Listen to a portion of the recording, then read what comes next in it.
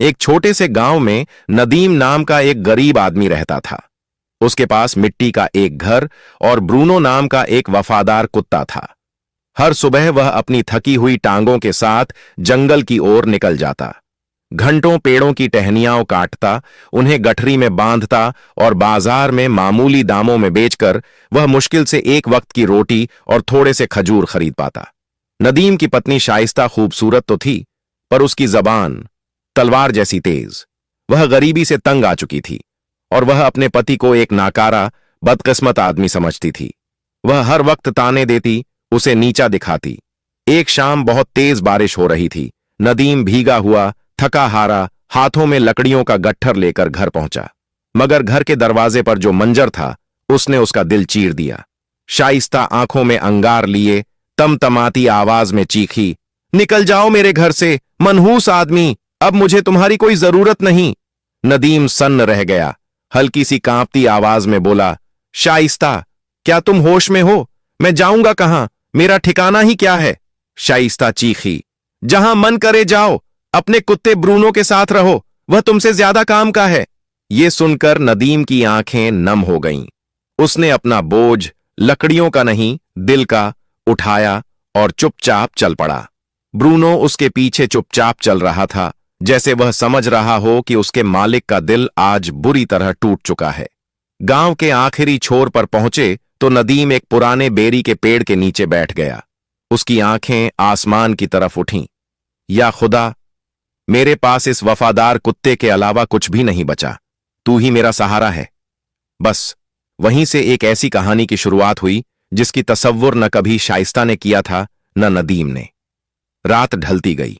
नदीम पेड़ के नीचे बैठा रहा और ब्रूनो उसकी गोद में सिर रखकर उसे दिलासा देता रहा। जब अंधेरा और ठंड बढ़ने लगी तो नदीम उठकर जंगल की उस दिशा में चल दिया जहां कोई इंसान नहीं रहता था। चलते चलते उन्हें एक पुरानी खंडहर कुटिया दिखी। नदीम ने भीतर जाकर कुछ सूखी लकड़ियां बिटौरी और आग जलाई ताकि बदन की सर्दी कम हो सके, और फिर मिट्टी के फर्श पर ब्रूनो के साथ लेटते हुए बोला, गरीबी मुझे क्या मिटाएगी ब्रूनो, जब तुम मेरे साथ हो। तुम 1000 आदमियों से ज्यादा सच्चे हो। रात आधी हो चुकी थी। अचानक ब्रूनो गुर्राने लगा।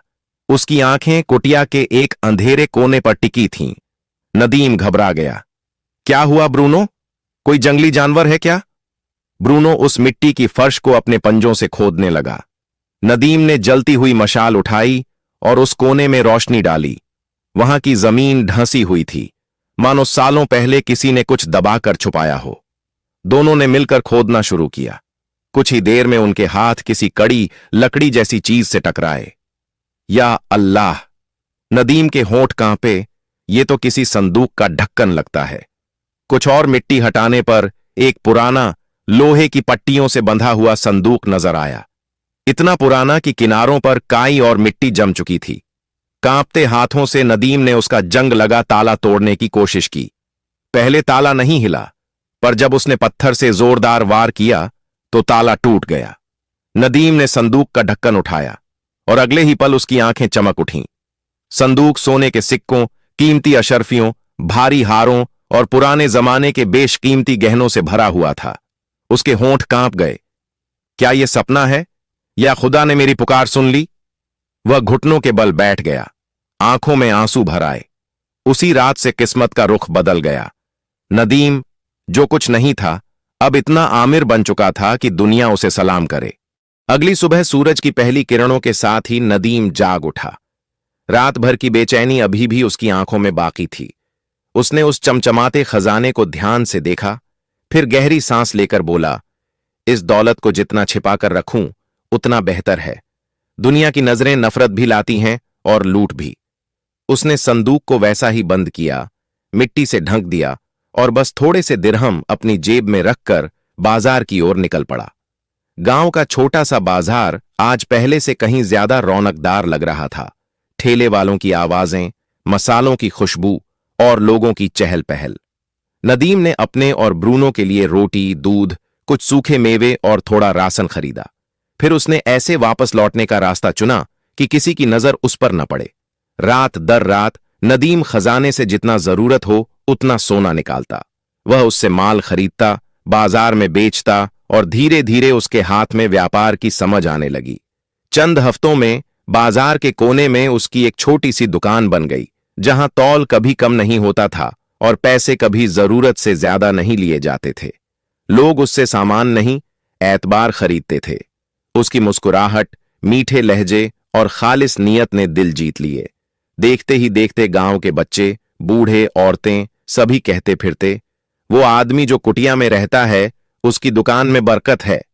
उसकी शक्ल पर अब पहले वाली थकान नहीं, बल्कि एक अजीब सी रोशनी थी, जैसे किसी ने उसे टूट कर दुआ दी हो। लेकिन नदीम अभी भी उसी पुरानी खंडहर कुटिया में रहता था।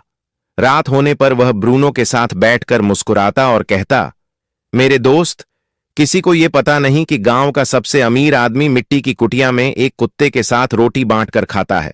दौलत अगर दिल में उतर जाए तो आदमी बेकदर हो जाता है, और मैं ऐसा नहीं बनूंगा।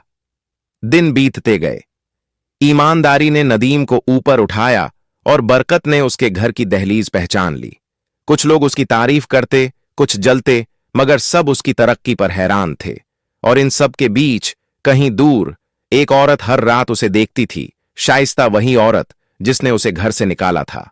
अब ताल्लुकात टूट चुके थे, तलाक उसके हाथ में था और पछतावा उसकी आंखों में जलता अंगारा बन चुका था।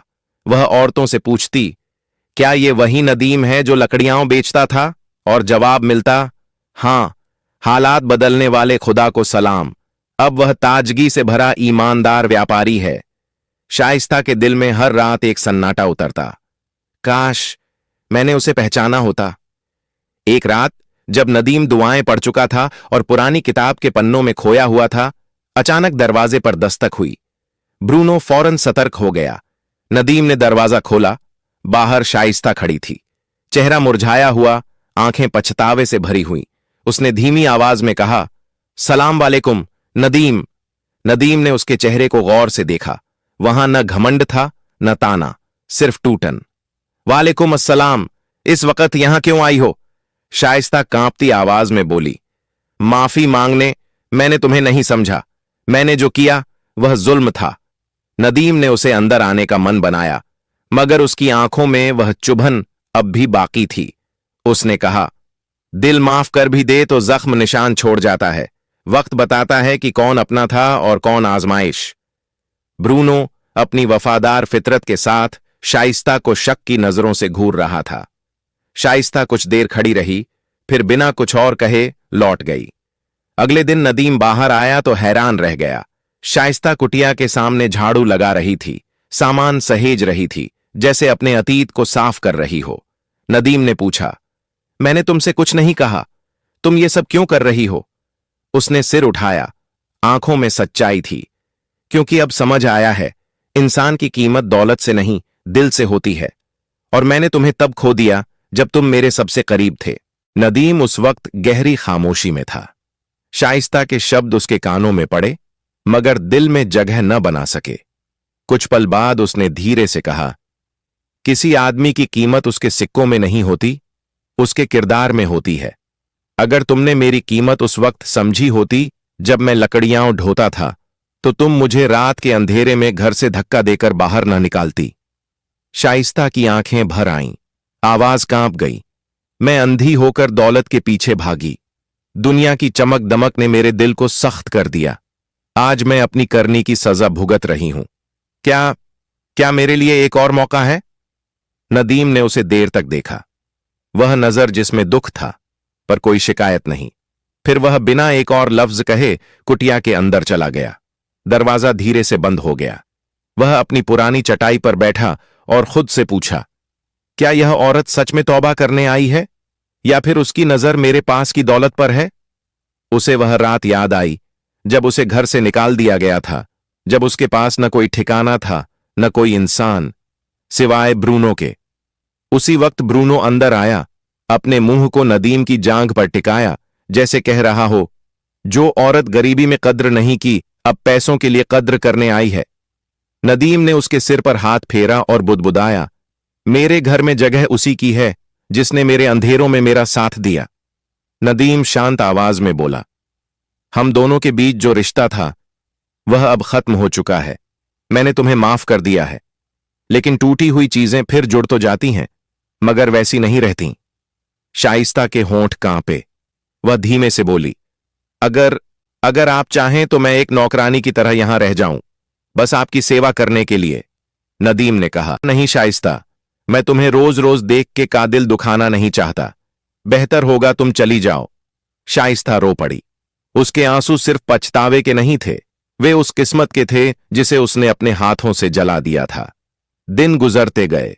वह कुटिया जहां कभी सिर्फ नदीम और ब्रूनो रहते थे, अब लोगों का अड्डा बन गई।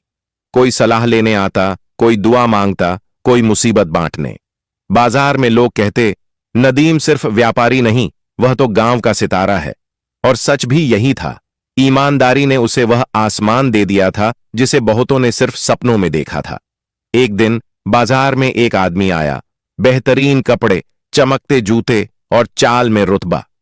सलाम, मैं हाजिम मरवान, गवर्नर का डिप्टी हूं। नदीम ने सिर हिलाकर जवाब दिया। खैरियत? हाजिम मुस्कुराया। राज्य को तुम्हारे जैसे सच्चे और नेक आदमी की जरूरत है।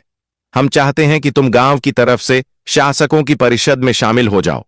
तुम्हें जमीन, सैनिक, नौकर और अधिकार दिए जाएंगे। नदीम ठहर गया। उसके हाथों में कभी सिर्फ कुल्हाड़ी रही थी और आज उसे सत्ता दी जा रही थी। उसने धीमी मगर ठोस आवाज में कहा, मैं वह आदमी हूं जिसने मिट्टी में रातें गुजारी। हुकूमत का बोझ अगर जरा भी टेढ़ा हो जाए तो इंसान जालिम बन जाता है। मैं अभी खुद पर पूरा यकीन नहीं रखता, इसीलिए यह पेशकश ठुकराता हूं। हाजिम हैरान रह गया। दुनिया दौड़ती है रुतबे के पीछे और तुम उसे ठोकर मार रहे हो? नदीम मुस्कुराया। सत्ता के पीछे भागने वाला अक्सर अपने दिल को पीछे छोड़ देता है। जब तक मेरा दिल मजबूत न हो जाए, मैं किसी इंसान पर हुक्म नहीं चलाऊंगा। हाजिम के जाने के बाद हवा बदल गई। गांव वालों की निगाहें पैनी हो गईं। कानाफूसी होने लगे। यह वही आदमी है जिसे कभी उसकी बीवी ने निकाल दिया था, जो टूटे दरवाजे वाली कुटिया में सोया करता था। आज यह सबसे अमीर कैसे बन गया? और यहीं से असली इम्तिहान शुरू हुआ। दौलत कमाना मुश्किल नहीं, दौलत को दिल से दूर रखना असली हिम्मत है। बाजार की चहल पहल में एक आदमी था, जुद्दान। बातूनी, चालाक और अंदर से जलन से भरा हुआ। वह रुई और मसालों की दुकान चलाता था और नदीम की बढ़ती इज्जत और दौलत उसे कांटे की तरह चुभती थी। एक दिन उसने अपने दोस्तों से कहा, कसम से इस आदमी के अमीर होने में कुछ तो गड़बड़ है। मैंने खुद उसे एक रात गांव के पश्चिमी छोर पर एक पुरानी दीवार के पास खुदाई करते देखा है। लोगों की आंखें सिकुड़ गईं। संदेह की ठंडी हवा बाजार में फैलने लगी। जुद्दान ने आग में और तेल डालते हुए कहा, उसे खजाना मिला है। हां, जमीन के नीचे दफन खजाना। तभी तो वह रातों रात अमीर बन गया। कुछ ही दिनों में यह अफवाह गांव के सबसे खतरनाक आदमी अजीत तक पहुंच गई। चालाक, धोखेबाज, जो पहले डकैत था और अब अपने आप को जासूस व्यापारी बताता था। अजीत ने मन ही मन मुस्कुराया। यह खजाना मैं किसी और को नहीं लेने दूंगा। अगर मुझे अपनी जान भी जोखिम में डालनी पड़ी तो भी यह मेरा होगा। एक शांत काली रात में अजीत चोरी चुपके नदीम की कुटिया के पास पहुंचा। वह झाड़ियों में छिपकर कुटिया के अंदर झांकने लगा। अंदर नदीम चटाई पर बैठा हुआ था, ब्रूनो को मांस खिला रहा था और उससे ऐसे बातें कर रहा था जैसे वह उसका सबसे पुराना दोस्त हो। अजीत ने दांत भींचते हुए कहा, ऐसा आदमी तो दिमाग से कमाता नहीं, नसीब से ही कुछ बड़ा हाथ लगा है। मैं इस खजाने को ढूंढ कर रहूंगा, चाहे अपने नाखूनों से जमीन खोदनी पड़े। अगले दिन अजीत ने अपने आदमियों को व्यापार का बहाना बनाकर नदीम के करीब भेजा। वह लोग सब देखते, सब सुनते, मगर नदीम की सादगी और मुस्कुराहट उन्हें कोई राज नहीं बताती। नदीम उनकी सोच से कहीं ज्यादा समझदार था। संदेह बढ़ा तो अजीत ने नई चाल चली। उसने कासिम नाम के आदमी को नदीम के पास दोस्ती का नाटक करके भेजा। कासिम ने दावा किया कि वह एक बड़ा निवेशक है और नया बाजार बनाना चाहता है। नदीम की शोहरत और ईमानदारी की तारीफें करते हुए उसने कहा, हम सोचते हैं कि तुम भी इस प्रोजेक्ट में हमारे बराबर के हिस्सेदार बनो। कुएं के पास की जमीन खरीदकर हम एक बड़ा बाजार बनाएंगे। कुटिया के बाहर नीम के पेड़ की छाया में वह बैठा बोल रहा था और सामने ब्रूनो कासिम को शक भरी आंखों से देख रहा था। नदीम ने भौहें उठाईं। तुम्हारा असली साथी कौन है और मेरे पास आने का असल इरादा क्या है? कासिम ने जल्दी जल्दी कहा, मैं सच्चा हूं और यह साझेदारी सबके सामने लिखी जाएगी। लेकिन नदीम वह आदमी नहीं था जो चमकती बोलती बातों पर यकीन कर ले। उसने शांत लहजे में कहा, अगर तुम सच्चे हो तो छाया में क्यों आए? चलो रोशनी में बैठते हैं, मस्जिद में, लोगों के सामने, गवाहों के साथ, वहीं हम लिखावट करेंगे। कासिम का चेहरा सफेद पड़ गया। वह कांपती आवाज में बोला, क्या तुम मुझ पर भरोसा नहीं करते? नदीम ने हल्की मुस्कान दी। मैं अल्लाह पर भरोसा करता हूं, और तुम रोशनी की तरह हो, दूर से अच्छे लगते हो, पास आने पर असलियत पता चलती है। उसने ताली बजाई। ब्रूनो तुरंत आकर उसके बगल में बैठ गया और कासिम को ऐसी नजरों से देखा जैसे वह कह रहा हो, यहां चालें नहीं चलेंगी। फिर नदीम बोला, और सुन लो, तुम जिस खजाने के पीछे भाग रहे हो वह जमीन के नीचे नहीं छिपा, वह सब्र, मेहनत और याद में छिपा है। कासिम पत्थर की तरह ठगा खड़ा रह गया। फिर वह भागकर अजीत के पास पहुंचा और सब कुछ बता दिया। अजीत ने दांत पीसते हुए कहा, अगर खजाना अपने आप नहीं आया तो अब हम उसे जबरदस्ती लेंगे। उसी रात अजीत ने अपने 3 सबसे खूंखार गुंडों को बुलाया। उसने धीमी आवाज में कहा, आज रात सब कुछ खत्म, नदीम का राज, उसका खजाना, सब हमारा होगा। चारों अंधेरी गलियों से गुजरते हुए नदीम की कुटिया की तरफ बढ़े। हर एक के हाथ में या तो मोटी लाठी थी या खंजर।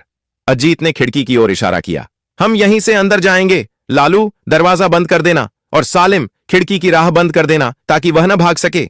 जैसे ही वे खिड़की के पास पहुंचे, अचानक ब्रूनो ने ऐसी दहाड़ लगाई कि सब डर गए। वो किसी बिजली की कौंध की तरह लालू पर झपटा और दांत उसकी बांह में गड़ा दिए। लालू की चीख हवा में कांप उठी और उसका खंजर जमीन पर गिरकर चमकता रह गया। शोर से नदीम की आंख खुली। वह लाठी पकड़कर कुटिया से बाहर आया। अंधेरी रात में उसने अजीत भागते देखा। नदीम ने गुस्से और हिम्मत से भरी आवाज में चिल्लाकर कहा, ऐ कायरों, खजाना ढूंढते हो, ये रहा, मेरी मेहनत में, मेरे सब्र में, मेरी इज्जत में। ब्रूनो दूर अंधेरे में दौड़ता रहा। उसकी भौंक गांव भर में गूंज उठी। लोग दौड़कर बाहर आए और सारी दास्तान उनकी आंखों के सामने खुल गई। सुबह कचहरी के लोग, मुखिया और गांव के बुजुर्ग इकट्ठा हुए।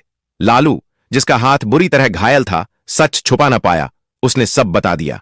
एक बुजुर्ग ने नदीम की ओर देखकर कहा, हमने ऐसा वफादार कुत्ता कभी नहीं देखा, लेकिन उससे भी ज्यादा वफादार तुम निकले, अपने दिल और अपनी जमीन के लिए। दूसरा बोला, तुमने खजाना मिट्टी से नहीं, अपनी मेहनत से निकाला है। अब तुम्हारी कहानी लोग अपने बच्चों को सुनाएंगे। फिर मुखिया ने ऊंची आवाज में ऐलान किया, अजीत को गांव से निकाल दिया जाए, और जिस जमीन पर वह नजर रखता था वह जमीन नदीम को उपहार में दी जाती है। यह फैसला रिकॉर्ड में लिखा जाएगा। उस एक दिन में नदीम ने जमीन भी जीती, गांव वालों का भरोसा भी और दिल भी।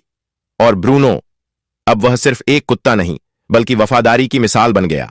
नदीम ने अपनी मिली हुई जमीन के किनारे छोटा सा बाजार लगाया। उसकी रोजी बढ़ती गई और नाम दूर तक फैलता चला गया। एक सुबह धीरे कदम रखते हुए उसकी पूर्व पत्नी शाइस्ता वापस आई। चेहरे पर शर्म, आंखों में हिचकिचाहट। उसने धीमी आवाज में कहा, ऐ नदीम, मैं मानती हूं कि मैंने तुम्हारे साथ गलत किया। जिस दिन मैंने तुम्हें घर से निकाला था, मुझे नहीं पता था कि मैं अपनी ही जिंदगी की रोशनी बुझा रही हूं।